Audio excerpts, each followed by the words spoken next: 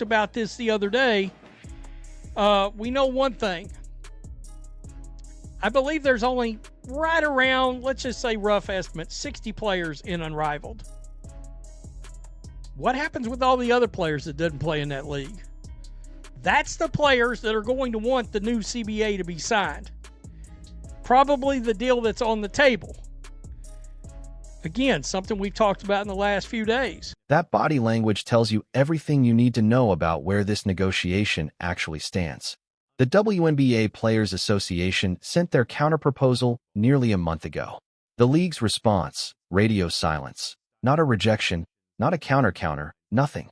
And that silence is speaking volumes about what's really happening behind closed doors in these CBA negotiations. Here's what the media isn't telling you clearly enough. The owners already put a deal on the table.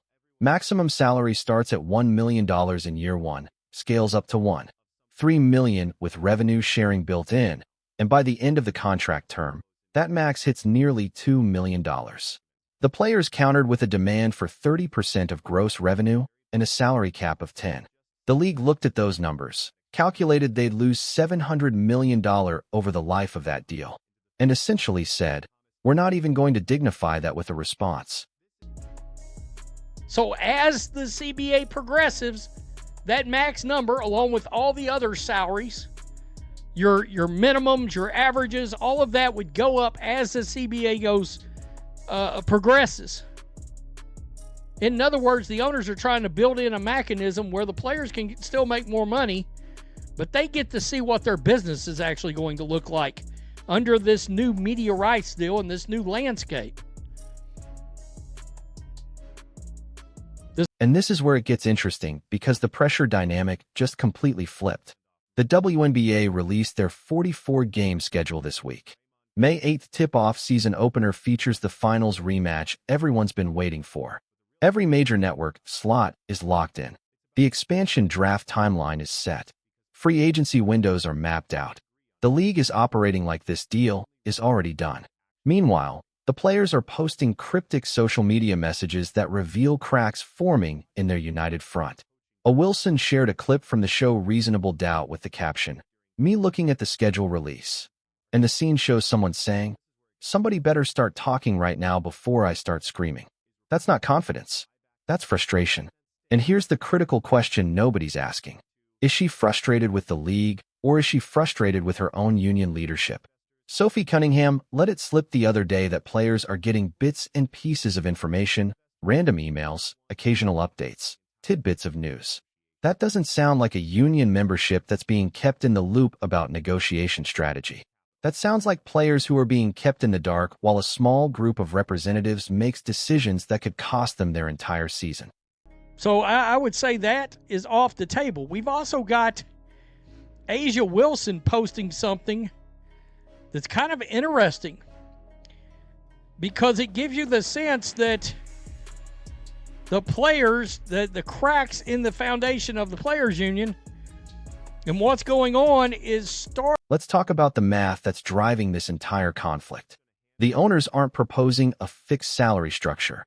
They're proposing a revenue-sharing model tied to 70% of net revenue over the span of the deal. That's a critical distinction the media keeps glossing over. Net revenue, not gross, because gross revenue doesn't account for the massive operating costs of running a professional sports league. The players want 30% of gross revenue. Sounds reasonable on the surface until you understand what that actually means. Gross revenue includes every dollar that comes in from media rights deals, sponsorships, ticket sales, and merchandise. But it doesn't subtract arena costs, travel expenses, marketing budgets, staff salaries, or any of the infrastructure required to actually operate 12 franchises across the country. The owners are saying, we'll give you 70% of what's left after we cover the costs of keeping this league operational. The players are saying, give us 30% of everything before you pay for anything.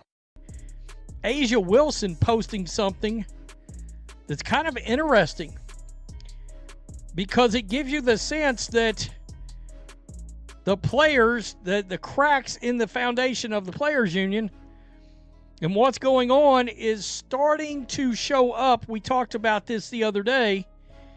We know one thing.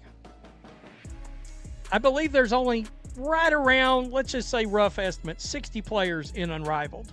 Now, here's where the unrivaled factor becomes absolutely crucial to understanding the power dynamics at play. Roughly 60 WNBA players participated in Unrivaled this winter. That's 60 players who got paid to play basketball in January and February instead of going overseas or sitting idle. Those 60 players have financial cushion right now. They can afford to hold out. They can afford to miss paychecks in May and June if this negotiation drags into a work stoppage. But what about the other 84 players on WNBA rosters? The ones who didn't get unrivaled contracts? The ones who are 5th, 6th, 7th in their team's rotation? The ones making minimum salary who need that May 8th paycheck to cover rent? Those players are looking at this counter-proposal that the league won't even acknowledge.